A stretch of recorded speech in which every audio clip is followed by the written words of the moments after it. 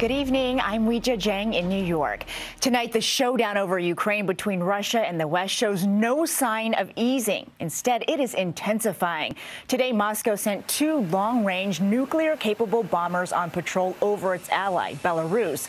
Also today, the first of 3,000 American troops landed near the Poland-Ukraine border as the U.S. tries to deter a Russian invasion.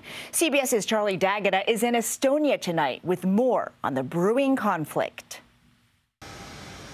They're the latest U.S. combat forces to arrive in Europe. 18th Airborne Corps out of Fort Bragg touched down in Germany, beefing up NATO firepower.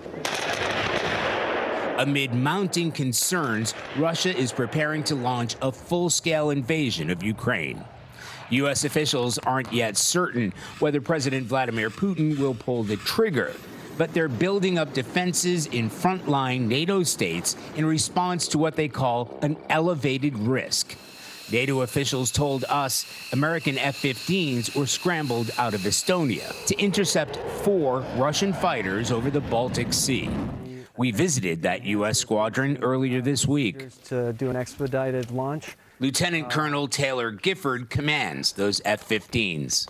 What are your pilots looking for? We'll identify traffic that are not operating within international rules and regulations that might infringe on NATO airspace.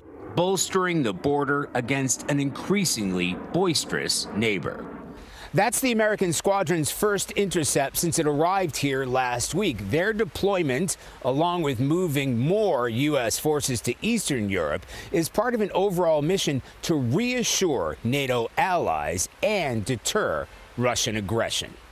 Weijia? Charlie D'Agata in Estonia, thank you.